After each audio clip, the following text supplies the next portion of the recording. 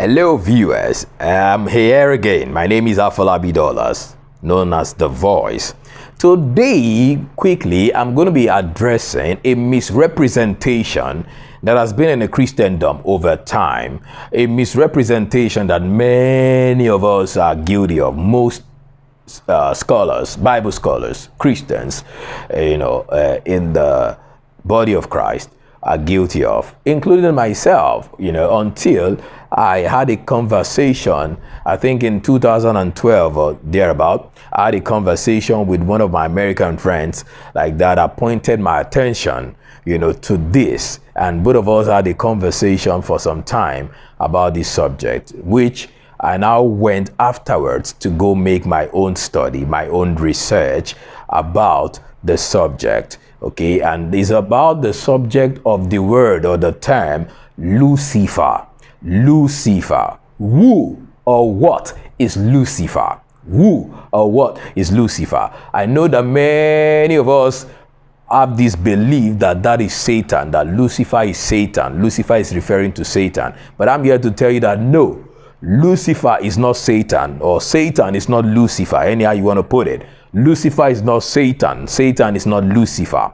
And I'm going to prove that to you quickly from the scriptures. But before we go into the scriptures, for me to prove it to you, I'll quickly let you understand that the word Lucifer itself is a combination of two words, Lucy and Fer. Fer is from Pharaohs. Pharaohs, that is where the word phosphorus. If you look at phosphorus is a combination of two words also. Okay, phosphorus is like a light, like fire, light. Okay, light, something shining. Lucy is something that is bright. That is where you get the word elucidation, elucidate. Lucid is from there. So Lucy and Fer, Luciferus, Lucifer it means light bearing or light bearer, something bearing the light, something shining. That is what Lucifer means. But now that's the meaning of Lucifer. But is it a name? No, it's not a name as in a noun, a proper noun as a name of a person. Okay, it's more of an adjective. Okay, is more of an adjective. We can say it's an adjectival pronoun. You understand? That is what, or let's say an adjectival noun. That is what Lucifer is. But it's not the name of Satan. There is no place in the entire Bible that says that Lucifer is the name of Satan. We are the ones that read our meanings into it based on what we've been told in Sunday school, in Bible school, theology school, seminaries, and the rest, in churches and all that. But then we are going to check for us to have the contextual understanding of this meaning. We'll go to Isaiah chapter 14. Isaiah chapter 14 is about the only place in the entire Bible that you will find that word or that term Lucifer. That is in Isaiah 14. You will not really find it in anywhere in the New Testament or anywhere else in the Old Testament apart from Isaiah 14. That's the word Lucifer, the term Lucifer. You will find it there. And I will tell you why you find it there shortly. Then also, if you look at that word Lucifer also, you will barely find it in any other translation, any other Bible version, apart from the King James Version. The King James translation. That is the only place you will find it. And there's a reason for that. It's because the King James is an Old Anglo-Saxon English. It's written in Old Anglo-Saxon English. That is why. Because Lucifer itself it has its origin in Latin. Okay, it has Latin origin. That is Lucifer is a Latin origin, the word itself. And then the translation by King James is into the Old Anglo-Saxon English. And then is not really translated into proper English as we find it today. But that is why you still see Lucifer being retained by King James. But then when you look at several other translations, there are several other Bible versions, you will not find the word Lucifer. You only find it in King James. You see, that is one of the havoc King James have, translations have caused for many of us over the time. You understand? Over time, So other translations have different names. Different, meanings. Not Lucifer. Is either you find the word, the word morning star, or you find the word day star, or you find the word star of the morning, or bright star, shining star. These are the words you will find in other Bible versions or other translations. You will never find that word Lucifer in those other translations. That's to show you that Lucifer is not a proper noun. It's not a name. It's an adjective. And that is why other translations didn't retain that word Lucifer, so that you don't think it's a name. They don't retain it as Lucifer, thinking it's a name. No, you will find morning star, star of the morning, day star, shining star. Those are the words. You can't call these ones I've been calling since now. You can't call them names. They are not names. You understand? So they are adjectives. And Lucifer too is adjective when you look at it, even from the Latin Vulgate, from which is translated from. The Bible is originally written in Aramaic and in Hebrews. You understand? Now, when you look at it from the Latin Vulgate, the translation, that is from where you got the translation you get. Lucifer, it's translated morning star. Okay, morning star. Even if you go to the Septuagint is the Greek translation. That's the Greek translation. When you look at it from the Septuagint, Lucifer is not even as Lucifer, is Theophorus. Okay, Theophorus is the same thing. Phoros is, I've told you, is from phosphorus, just from phosphorus.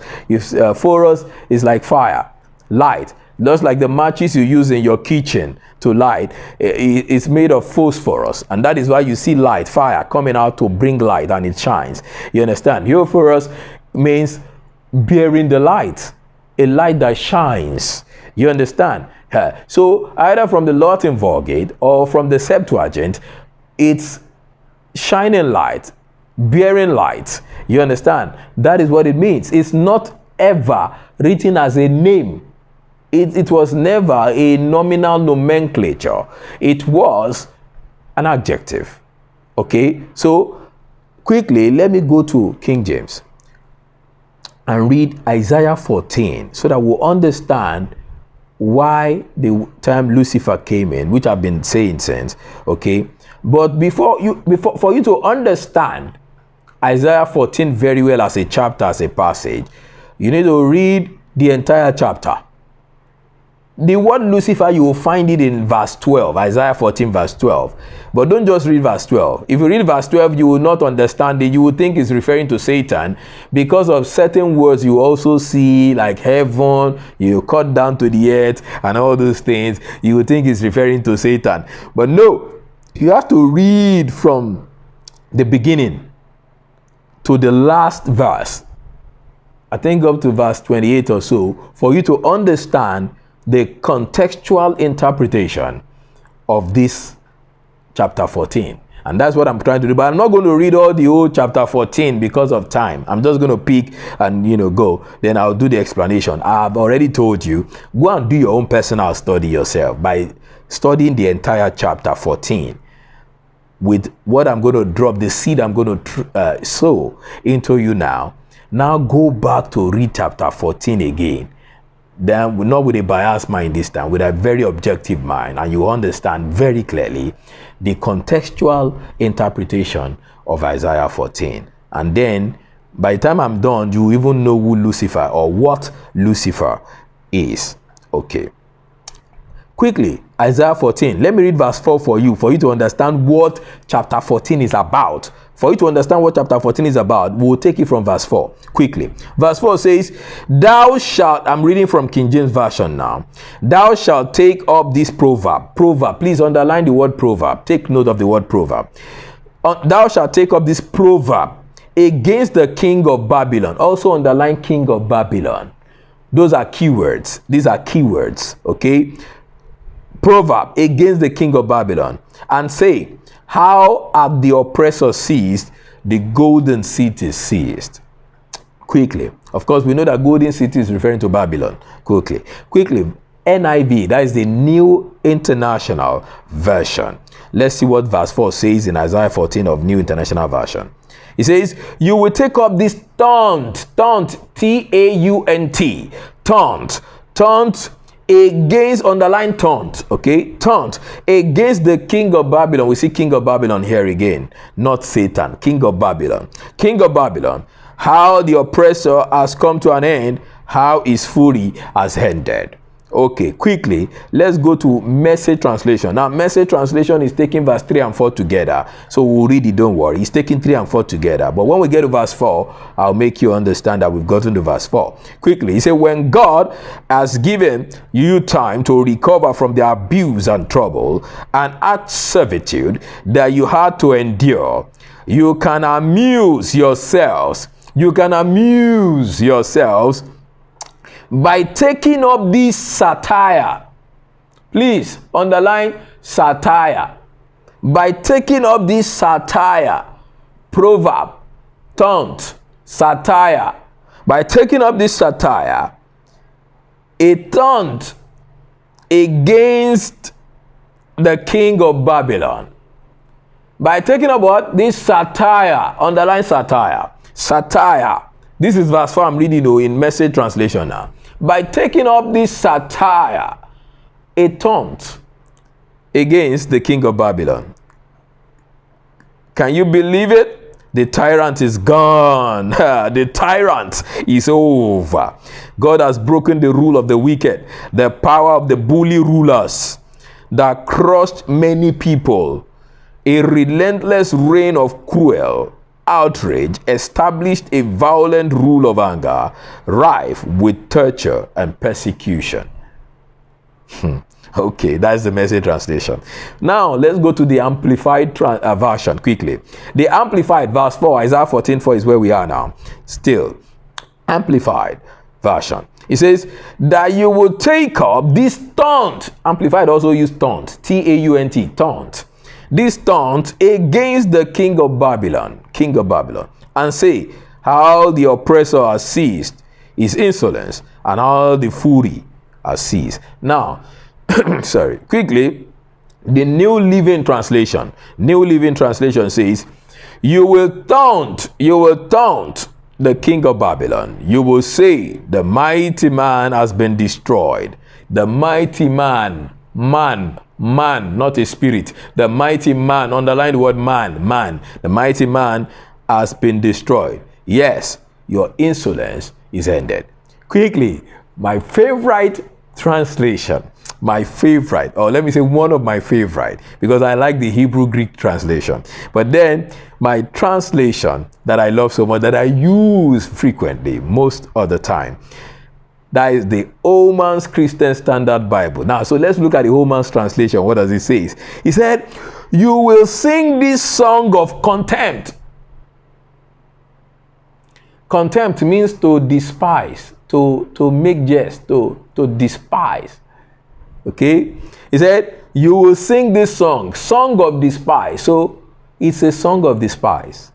It's a satire. It's a proverb. It's a taunt. Good. You will sing this song of contempt about the king of Babylon and say, how the oppressor has quieted down and how the raging has become quiet.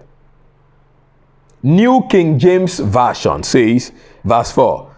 So that will be the last one I'm going to read now. New King James Version says, that you will take up this proverb against the king of Babylon and say, how the oppressor has seized, the golden city seized. You will take up this proverb. Now, when you look at what we just read right now, from different translations that we've read, you will understand, because we have to quickly read that so that you understand what chapter 14 is about. That is to tell you that chapter 14, the entire concept, the entire context of chapter 14 is, it's a proverb. It's a proverb. It's a satire.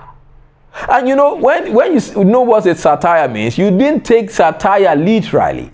When something is a satire in a story, you don't take everything in a satire literally. You don't do that in a satire. Okay?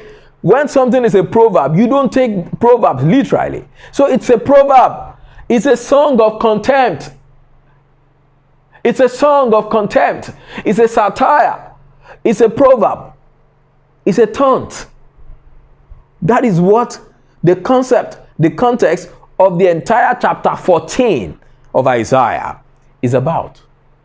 So Isaiah, in his prophecy, was rendering a prophetic message using a satire. So we can call Isaiah chapter 14 a satirical display of prophetic delivery. Okay, a satirical display of a prophetic delivery coming from Isaiah. So already, it's a satire, it's a song of contempt, it's a proverb, it's a taunt. Taunt against who? Not against Satan. No. It's very clear in verse 4. Against who? Against the king of Babylon. Against the king of Babylon. So it was already clear from the very beginning of chapter 14 what this chapter is about. The chapter is about a satire. It's about a song of contempt. It's about a proverb. It's about a taunt. Taunt against who? Is not there that is against Satan. It's against who? Against the king of Babylon, the mighty man from Babylon, a mighty ruler in Babylon. That is what it's about. That's what it's about. Very clear. Now let's quickly go to verse 12 because I don't want us to waste time. I don't want long video. We'll go to verse 12. Let me read verse 12, then I will now start breaking it down for you. Let's go to verse 12 of the same chapter. Yes. So that we'll understand very clearly. Verse 12. Yes, this is verse 13. Okay, so this is verse 12. That is the popular verse 12 that we all know where the word Lucifer came from. Okay, quickly. Isaiah 14 verse 12, King James Version. How art thou fallen from heaven, O Lucifer, son of the morning? How art thou cut down to the ground, which didst weaken the nations? That is the King James. Hey, that is the whole Anglo-Saxon English major. Okay, so now let's go quickly to New International Version. Verse 12, Isaiah 14. How you are falling from heaven, morning star. In the place of Lucifer, what you see there is morning star. He didn't say Lucifer. Say morning star. Son of the dawn. Son of the dawn. You have been cast down to the earth. You who once laid low the nations. The Message translation, verse 12. It says, what a come down this. He didn't even talk about heaven here. He said, what a come down this, O Babylon. O Babylon. Day star. Instead of Lucifer, he said, day star. In essence, what the Message translation is making you understand here is that Babylon and day star is the same thing here. Say, oh day star, oh Babylon, oh day star. Son of dawn is the same persons, referring to the same thing. Babylon, day star, son of dawn is the same, talking about the same subject. But we are coming to that, don't worry. Flat on your face in the underworld mud. Flat on your face in the underworld mud. You famous for flattening nations. Don't forget, underworld. Amplified version. He said, how you are falling from heaven, O star of the morning. In bracket, light bringer. He didn't use Lucifer. Star of the morning, light bringer. Son of the dawn, you have been cut down to the ground. You who have weakened the nations. In bracket, king of Babylon. In other words, Amplified version is trying to tell you that the person is referring to as the person that has weakened the nations is king of Babylon, not Satan. Okay. New Living Translations. How you are falling from heaven, O shining star, son of the morning. You see, O shining star, not Lucifer. O shining star is what it used here, not Lucifer. Son of the morning, you have been thrown down to the earth, you who destroy the nations of the world. My favorite translation, Holman's translation, says, shining morning star. That is the one it's using in place of Lucifer now. Shining morning star, how you are falling from the heavens. That's the correct rendering. I won't lie to you. How you are falling from the heavens. Heavens. You destroyer of nations, you have been cut down to the ground. How you are falling from the heavens. It's not even from heaven. See, let me tell you, we have 3 dimensions of heaven when it comes to heaven. There is heaven, the first dimension. That is the one that is called the sky. That is this sky here. That's the first heaven. That's the cloud that has clouds. And the cloud it has also is in 3 levels, 3 dimensions. We have the stratocumulus. That's the stratosphere. That's the stratocumulus. We have stratocumulus. Then we have cirrocumulus. Then apart from cirrocumulus, we now have the altocumulus. All these things are in what we call the Nephel. Nephel is the cloud. All these are the cloud that has these 3 compartments. That's the stratocumulus, the cirrocumulus, and the altocumulus. They are all in the first heaven and a little above the first heaven. Now the first heaven is what? The sky. This sky you can see. That's the first heaven. Then we have the second heaven, which is called the heaven of heavens, or you call it the heavens. The heavens is where you will find the moon, the stars. That is where you will find the stars. Is in the heavens. That is the second heaven. That is the heaven of heavens. That is what the Holman's translation is saying, that this morning star came from.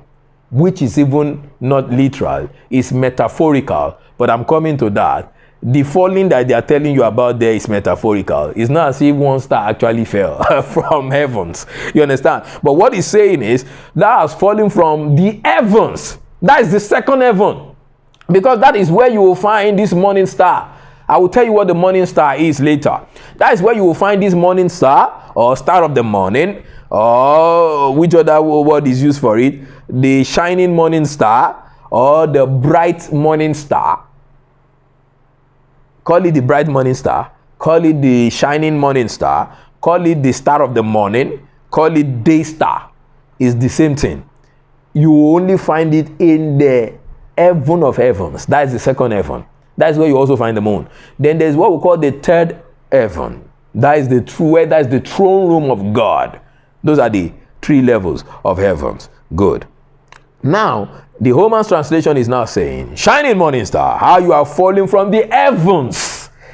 Because that's where you can find the morning star. Okay, good. New KJV says, of course, because it's still from KJV, he says, how you are falling from heaven, O Lucifer. So the new KJV didn't still change it. The new KJV actually came into existence as a result of the fact that they are trying to be current.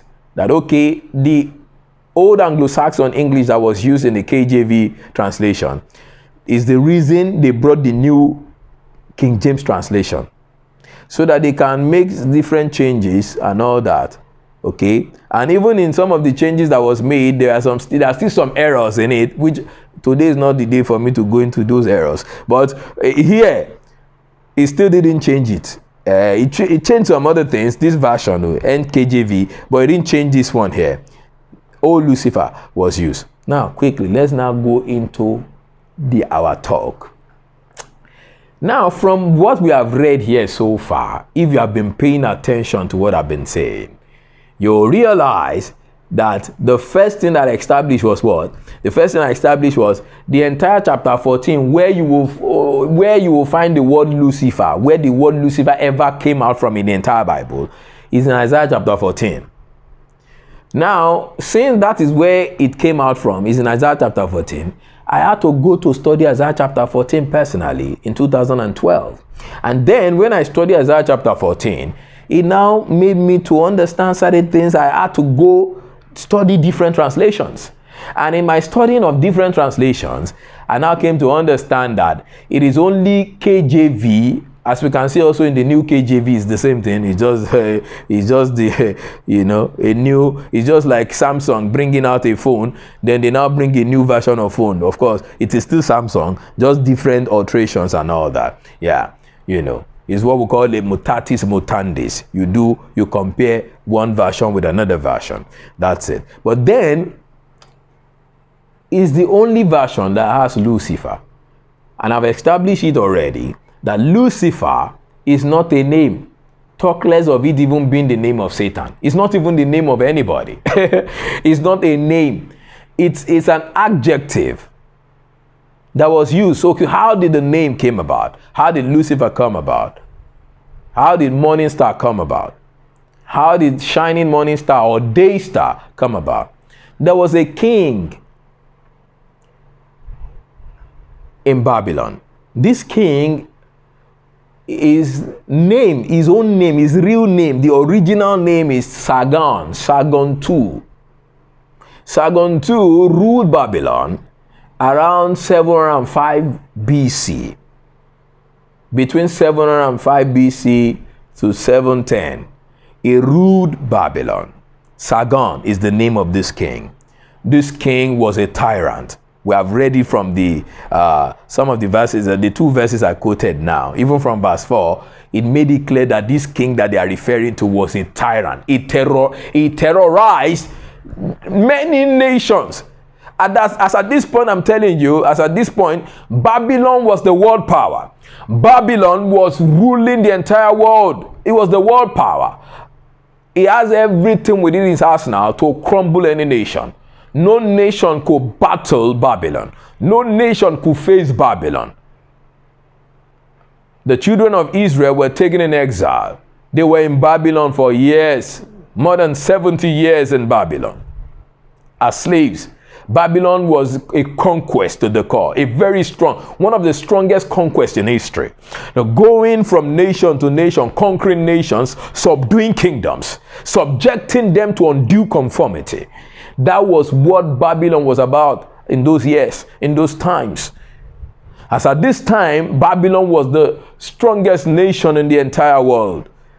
This king that was ruling Babylon then, his name was Sargon. Sargon was a tyrant to the core, full of pride, called himself Venus. Now, quickly, let me tell you something. Morning star, let me tell you something about the morning star, or the shining morning star, or day star, or bright morning star. They are all the same thing. It means the same thing. Now, Venus is referred to as the morning star, the shining morning star, day star, the bright morning star, Venus. Now, Venus, you will find Venus. You can't find Venus in the first heaven. No. You will find Venus in the heaven of heavens. That's the second heavens. If you paid attention to what I said about the three dimensions of heaven earlier, you will find Venus in the heaven of heavens. Now, Venus, let me give you quickly the qualities of Venus. Venus is a shining star. In fact, the star of Venus shines more than every other star in the second heavens. That is the heaven of heavens. The star of Venus, it outshines every other star in that constellation, in the Pleiades. See, the zodiacs is divided into four. We have what we call the Pleiades. We have what we call the Arcturus. We have what we call the Mazzaroth. And then there's what we call the Orion. So there's the Orion, there's the Pleiades. Pleiades are 7 stars. Then we have what we call the Mazzaroth. The Mazzaroth has 12 stars. Now, it's the Mazzaroth that has 12 stars that is controlling many people that they call themselves zodiac signs. Some people say they are Aries, some say they are Pisces, some say they are Capricorn, they are, different, whatever you call your cancer, all these things are 12 in number. They are all associated with the 12 stars of the Mazzaroth, controlling men. Don't let me even go into all that. You understand? I'm just trying to tell you, I just want you to understand the zodiacs. I want to streamline it to Venus. So don't let me deviate. Maybe when I'm going to be talking about the zodiac signs and all that, and your understanding about the Mazzaroth, how you need to understand these things, the heaven of heavens, I'm going to be talking about that. So I will leave that for some other day. So let me quickly talk about Venus. So Venus in the Pleiades, okay, Venus is the most shining star, or the outshining star that outshines every other stars in that constellation. That's what the Venus is. That is why Venus, and you know, even before dawn, is the star that you see when you look into the sky very well. There's a star that still shines even before dawn. By the time it's getting to the twilight, you see it shining. It shines more than every other star. That's Venus. That's Venus. It's called that's why it's called the son of the morning, or son of dawn, because it shines even into the morning. It's the one that shines last. Yes. That is why it's called the son of the morning, or the morning star. Bright and morning star, because so bright. It shines so bright. That's why it's called the bright, and not just bright, also the morning star, because it shines into the dawn. It shines into the morning. That's why it's called the son of dawn. If you look at it from other translation, the son of dawn, or son of the morning, or bright and morning star, or shining star. That's what Venus is. Now quickly, Venus, the king of Babylon, this Sargon that I'm telling you about, or Sahon that I'm telling you about, called himself Venus. Now in those days, even till now, kings and kingdoms, they have a name, like an alias that they call themselves. And that is also what their kingdom will represent. That's what their kingdom will represent. So these kings call themselves Venus. That is saying that I am the bright and morning star. I am the shining one, the shining star. No other kingdom on earth can be compared to my kingdom. My kingdom supersedes every other kingdom. It shall outshines every other kingdom. So that is the pride that this king has. You understand? Over any nation on earth then. It was tyrannous, so tyrannous, that every other nation on earth, they crumbled at his feet. They were afraid of Babylon. Afraid because of this king Sargon that named himself Venus. And this name is not as if it's his name. It's like a title, like an adjective. That's why I said that it's not a noun, it's not a proper noun. It's like an adjective that he gave himself, that he bore, that his kingdom also represented. That is what you are calling Lucifer and referring to Satan. It was never about Satan. There was nothing about chapter 14 that was referring to Satan. It was talking about a tyrannous king, a very, very wicked tyrant that terrorized different nations, including Israel. Isaiah prophesied at that period. And this prophecy came in a satirical rendering, in a satirical delivery to the children of Israel, telling them that, listen, it's over, because there was a war that happened. In this war, this king Sargon died in battle. His body was not even recovered in battle. I just don't want to go into, just go and study it yourself, because this video is getting too long now. If you study it yourself, you will see that even this chapter 14 talked about what happened, that battle I'm telling you about now, how his body was not found. It talked about it. He said how that you cannot even be buried, how other kings were buried in the grave or in Sheol. Another version use Sheol. Sheol is the same thing as grave. Grave is the same thing as underworld. Message translation use underworld. It's the same thing. Underworld, Sheol, grave is the same thing. How you are cut down to the ground. The ground there they are talking about is the grave. How you are cut down to earth. The head they are talking about is how he has been reduced to nothing. How he has been reduced to the ground. How he has been despised and rubbished upon all his pride. How he has been reduced. How he has been cast down to the ground. Reduced and rubbished to the ground. That is what it means. They are all metaphorical in rendering. It wasn't literal. He's not talking about how Satan was cast to the earth. That's not what that place is about. He's actually talking about the king of Babylon. His name is Sargon. That's the original name. Lucifer is not even his name. Lucifer was like an adjectival noun, like a title that he gave to himself. And I've told you what it means. It's only even King James that used the word Lucifer. It means morning star. And his name, the actual name he gave himself was Venus. And Venus is the morning star. Okay?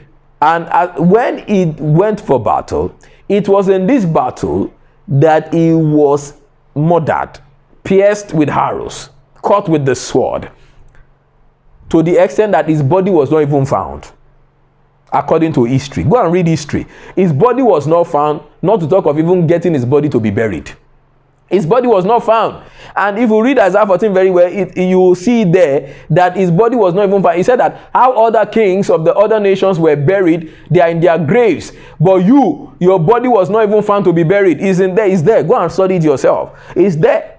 So, let me finalize by letting you know that this chapter 14, Lucifer is not talking about Satan. Satan is not Lucifer. Lucifer is not Satan. The Lucifer here, which was even just a King James translation, is not even Lucifer. It's morning star, bright morning star, or day star. It was referring to the king of Babylon by the name Agon. Go and do your research. By the name Agon in 705 BC. This was the person that named himself Venus. It was the custom of kings to do that. They name themselves. They give themselves alias, and they also, that's what their kingdom also will represent. It's just like in Zechariah, when they say, "Who art thou, O king, O mountain before Zerubbabel?" The mountain they are referring to there is not even a literal mountain. The mountain is a king. The mountain they are referring to was a king that was trying to disturb them from building, because they were trying to rebuild the gates of Zion. So they had to go, the high priest and all of them. Zerubbabel was a priest, calling us, and they went to the Lord, they fasted, and they took the Lord in prayer. And the message that Zerubbabel got, and Zerubbabel said, "Who art thou, O mountain?" The mountain there, they were referring to a king, because if you look at the inscription or the insignia, the emblem, that's what I mean. The emblem of the king as at that time was a mountain. And what does the mountain? The mountain means something that is immovable, something that cannot be moved, something that cannot be shaken. And that's what it means his kingdom represented, that his kingdom is an unshakable kingdom. That's what the mountain means. The mountain is not talking about a literal mountain. The mountain was actually talking to a person. That's why I say, "Who art thou, O mountain?" Who art thou? That's what the Bible says. It didn't say, "What art thou, O mountain?" It said, "Who art thou?" That means it was referring to a person. Who art thou, O mountain? Because that's what that person represents, the kingdom of that person. The king and the kingdom represented a mountain. There are other kingdoms you see, they have different logos they use for themselves. Even country use it to today. They use insignias, they use emblems. Like our own country now is an eagle with two horses by the side. England is a lion. Every country, they have their own things they use, and it means something which their kingdom or their nation or their republic also represent. That is exactly what this person, this king also, Agon and Babylon represented at that time. It was the bright morning star. It was the day star. It was Venus. Okay? It was Venus. Or if we want to go by the old Anglo-Saxon English that King James brought, Lucifer. So Lucifer is not Satan. Satan is not Lucifer. It was a king of Babylon by the name Agon in 705 BC that was bearing that name or that title or that adjective. So thank you. God bless you.